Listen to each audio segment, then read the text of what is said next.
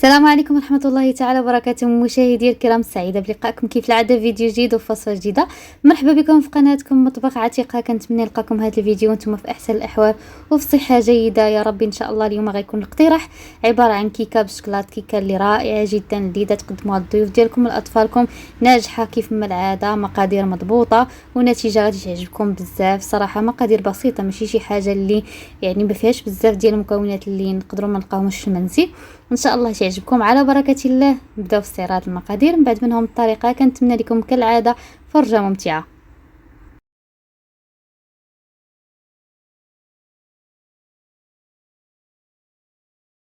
بسم الله على بركه الله. نبداو استعراض المقادير. غادي نحتاجو باش نحضروا هذا الكيك 2 الكؤوس وربع ديال الدقيق اللي غربلته من قبل، يعني بالغرام 240 غرام، 2 ديال الساشيات ديال الخميره الكيماويه، كاس مع مرش ديال الزيت، كاس لاروب ديال الحليب اللي زدت عليه معلقه كبيره ديال الخل يعني كيبدا يتخدر، كاس ديال السكر، ياغورت بالنكهه ديال الفاني، 3 الحبات ديال البيض بحراره المطبخ، 3 المعالق كبار ديال الكاكاو، ساشي ديال الفاني، شويه ديال المليحه باش كنقادو الذوق. هادو هما المقادير. ندوزو على بركه الله نحضروا الطريقه. تناخذ واحد البول تنعملو فيه 3 الحبات ديال البيض، كنزيد عليه السكر، كاس ديال السكر.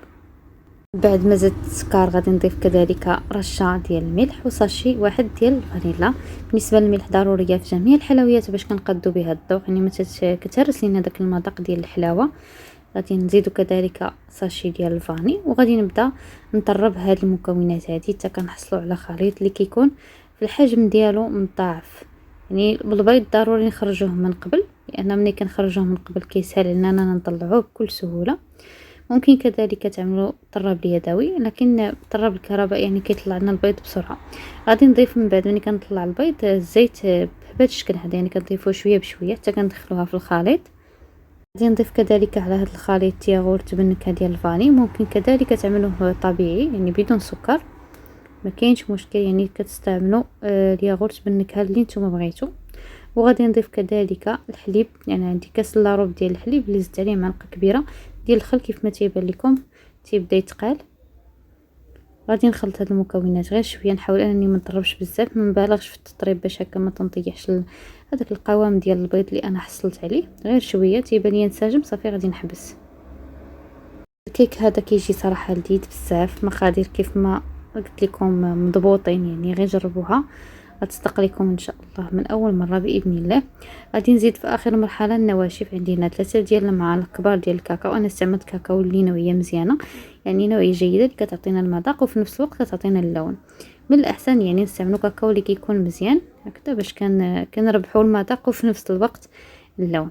3 المعالق كبار، يعني كل ساشي فيه معلقه كبيره. غادي نزيد كذلك 2 ساشيات ديال الخميره الكيماويه ما يعادل 16 غرام. وغادي نضيف كذلك 240 غرام ديال الدقيق ما يعادل 2 ديال الكؤوس ديال العنبه وربع، يعني عبار بالغرام. وكذلك بالكاس ديال العنبه. غادي نحاول انني ندخل هاد المكونات غير شويه قبل ما نطلع الطراب باش هكا ما يبداش يطرش هذاك الدقيق، ومن بعد كنخدم الطراب ديالي ونحاول نطرب هاد المكونات تيبان ليا الخليط ديالي انسجم. هذا هو الشكل ديالو والقوام ديالو.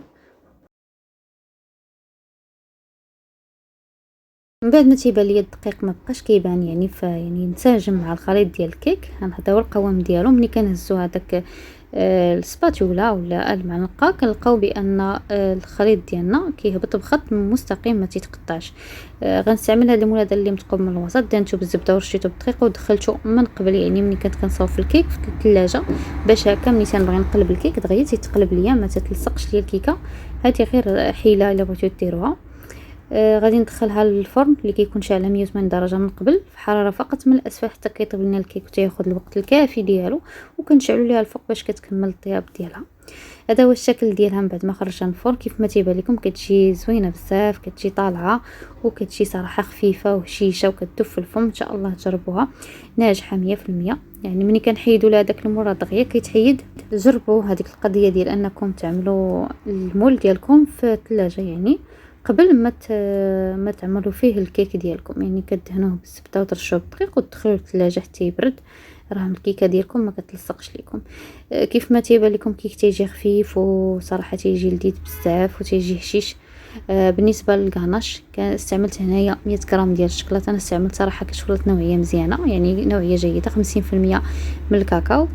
ممكن كذلك ديروا غير شكلاط عادي كتذوبوه مع جوج ديال الياغورت بالنكهه ديال الشكلاط داني الشوكولا، اولا ممكن كذلك تذوبوه مع الكريمه اولا ياغورت طبيعي اللي بغيتو واللي متوفر عندكم. دائما التزيين تيبقى اختياري وعلى حسب الموجود في كل منزل. وغادي نزينها كذلك بالانصاف ديال الكركاع، ممكن كذلك ترشوها بالفيرميسيل، يعني ترشوها بلوز ايفيلي اللي بغيتو نتوما واللي متوفر عندكم. من بعد ما زينت الكيك غادي نوضعو على جنب، غادي نخليه حتى يبرد تماما، وغادي نقطع لكم واحد الجزء باش تشوفوا كيفاش كيجي من الداخل. وصلنا مشاهدي الكرام لنهايه هذا الفيديو، كنتمنى فعلا ان الاقتراح ديال اليوم يكون نال اعجابكم واستحسانكم وانكم تجربوا. غادي نقطع لكم كيف العاده جزء باش تشوفوا كيفاش كتجي الكيكه من الداخل. صراحه كتجي هشيشه وخفيفه بزاف، وجربوها بالصحه والراحه. في اخر هذا الفيديو ما ننساش نذكركم اللي اول مره كيزور القناه ما ينساش يشترك في القناه وكذلك يفعل الجرس باش يوصلكم الجديد. لايك الفيديو اللي عجبكم، اللي عنده اي سؤال يخلي لي ان شاء الله في التعليق، ان شاء الله غادي نجاوبه. كنتمنى لكم تمام الصحه والعافيه، نتلاقاو باذن الله في الفيديو القادم. الى اللقاء.